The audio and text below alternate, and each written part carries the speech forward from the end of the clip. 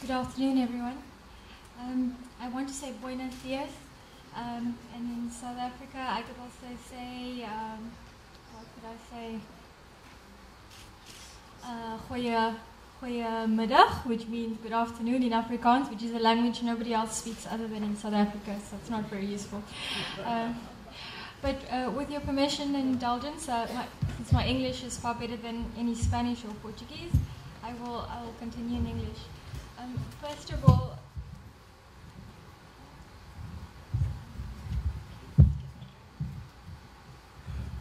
thank you. I'd like to thank President Garcia for him and his wonderful team at CAF for the invitation to be part of this, I think, very special and important event. And I have the task of some closing reflections, but I think it's almost impossible because it's been so rich and intense, the discussion today. But I'll give it a bash. I wouldn't do justice to any of the important messages and also the passion that was very clearly expressed by all of the speakers this morning, this afternoon and this morning. So a few thoughts then. Let's see if I get that right. Okay. So one of the things that I thought was really interesting is that we spoke about the journey towards a productive transformation. And what was clear from all of the messages is that there's a role for private capital, which is now green, and then the red in the picture shows the role of public finance. And a clear message coming from everybody this morning, this afternoon, was that along that spectrum, there's a role for public finance to crowd in other forms of capital. But it's very clear that in this journey towards productive transformation, there is a role for every single partner. There's no one stakeholder that can take the full burden. And the early part of the cycle is definitely where governments and development finance institutions and bilaterals and multilaterals can help make it easier for private sector to crowd in and get those strong deals that Jose spoke about. And then what was also clear for me from today's discussion was the vantage points in terms of top-down and bottom-up. So the top-down, top-down first, was around development priorities, green and climate policies, and the regulations and integrated norms and standards that was just spoken about by CAF as well, that the challenge for national development banks is not to make this some separate developmental agenda, but integrating it into the actual national agenda. And the convergence point, possibly, with where private sector comes in, is in terms of the creative necessities on the ground, the need for catalytic finance to make that happen, and finding those intrepid entrepreneurs and private equity funds, for example, that actually help make this happen.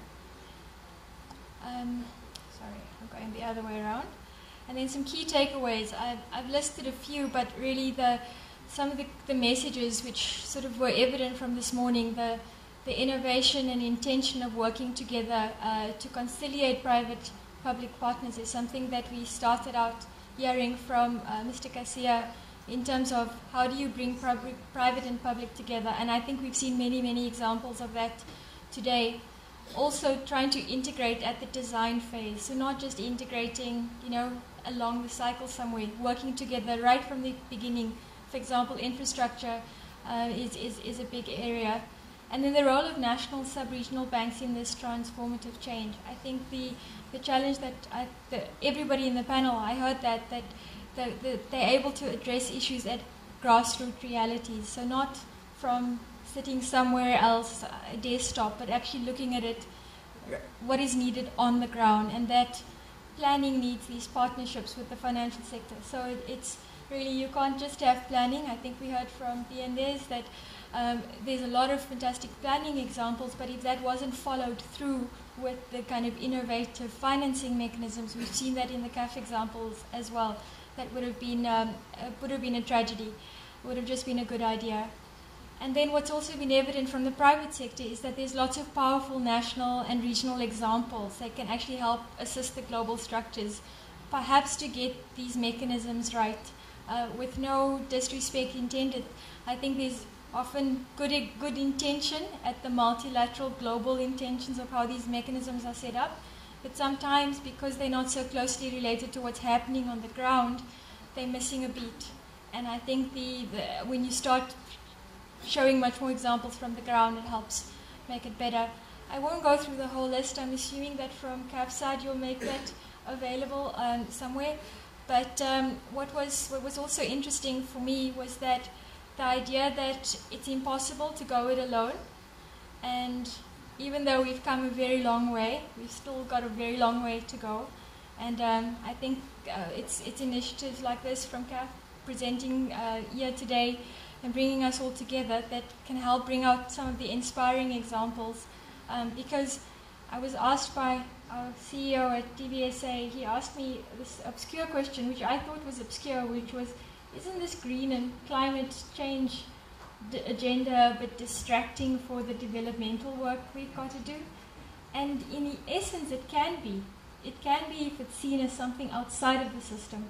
The challenge is bringing it into the system, where our CEOs and our chairmen and our board members understand that we're not trying to do something different. We're actually trying to change what we're doing and do it in a different way. That's really the other message. So thank you very much for your time. That's what we're aiming for, a nice, beautiful world. And the message, I think, which also came was, it's one planet, one world. I heard from our colleague at BNDES, this message of this oneness, that it's not separate. I mean, I guess the other thing to remember, because I'm from Africa and I love elephants, is that there are always elephants in the room. So even though we've come a long way, and we've got a long way to go, we need to call the elephants by name. So thank you.